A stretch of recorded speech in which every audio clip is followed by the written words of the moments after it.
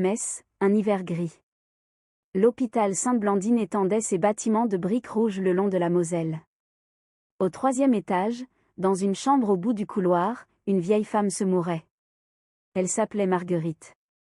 Elle avait 86 ans, des yeux clairs encore vifs, et une seule visiteuse régulière, Sylvie, l'infirmière.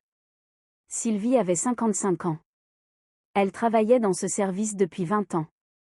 Elle avait vu des centaines de patients partir, les uns après les autres. Mais Marguerite était différente.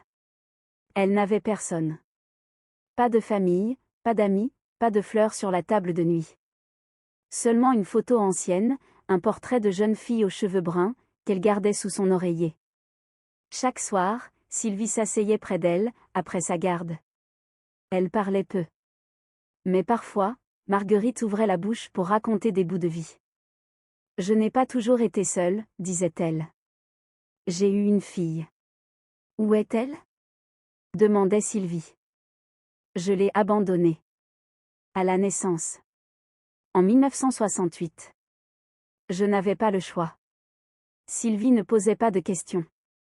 Elle écoutait, le cœur serré. Elle-même avait été adoptée à l'âge de 3 mois. Elle ne connaissait rien de sa mère biologique, sinon une date et un lieu, Metz, 1968. Les hasards de l'existence sont parfois des pièges. Ou des signes. Sylvie n'y croyait pas, au début. Mais elle se mit à fouiller les archives de l'hôpital, avec l'aide discrète d'une collègue, Anne. Les registres de 1968 étaient encore consultables. Une fille était née le 14 mars. Un bébé anonyme, abandonné sous X. Le nom de la mère, Marguerite Lamarre. Les jours passèrent. Marguerite s'éteignait doucement. Sylvie n'osait pas lui parler de sa découverte. Que dirait-elle ? « Je crois que je suis votre fille ?» Les mots lui paraissaient trop grands, trop lourds pour une chambre d'hôpital. Elle fit un test ADN par une société privée. Il fallut plusieurs semaines pour recevoir les résultats. Pendant ce temps, elle continuait ses gardes, ses nuits, ses silences.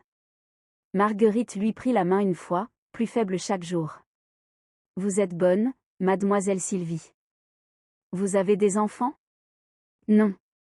Vous êtes mariée ? Non plus. Vous êtes seule, alors ? Je le suis. Comme vous. » Marguerite ferma les yeux. Sylvie resta près d'elle, la main sur le drap. L'enveloppe arriva un mardi. Sylvie l'ouvrit dans la salle de pause, entre 2 patients. Le résultat était formel, correspondance à 99,9%. Marguerite Lamarre était sa mère biologique. Elle ne pleura pas. Elle rangea le papier dans sa poche, remonta au 3e étage.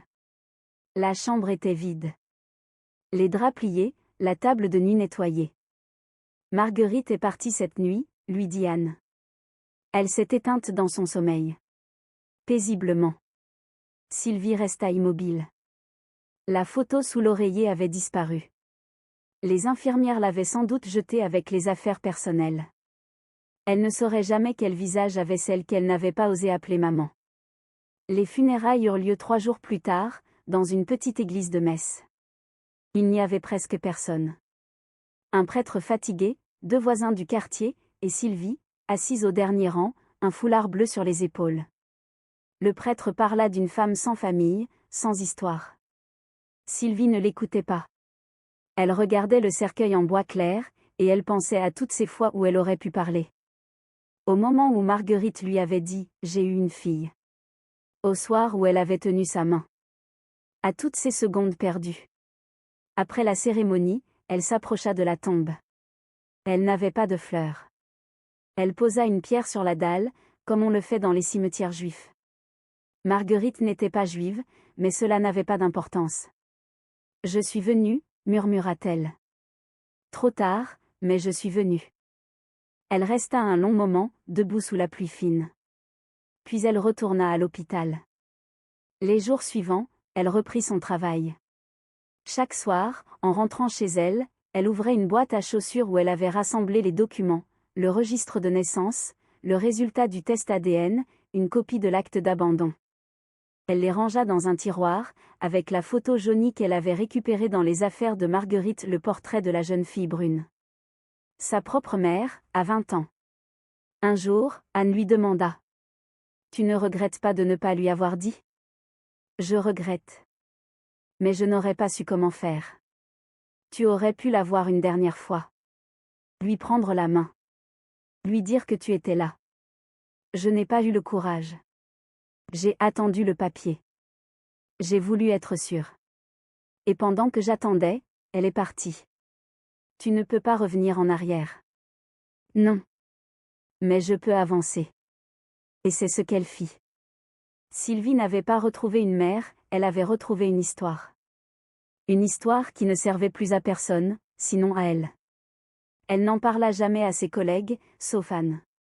Elle n'écrivit pas de livres, ne fit pas de discours.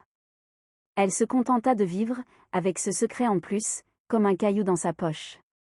Parfois, le soir, elle regardait la photo de la jeune fille brune. Elle cherchait sur ce visage lisse les traits du sien.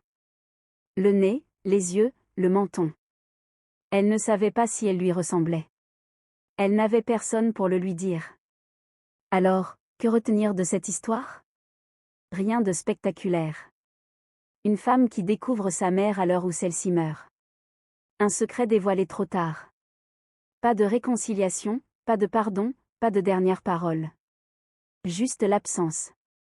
Mais parfois, l'essentiel n'est pas dans les mots qu'on échange. Il est dans le choix d'assister à un enterrement auquel personne ne vient. Dans ce foulard bleu, au dernier rang.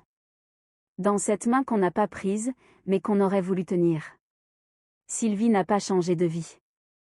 Elle est restée infirmière, seule, dans le même service. Mais désormais, quand une patiente âgée s'éteint sans famille, elle s'assoit près d'elle. Elle lui tient la main.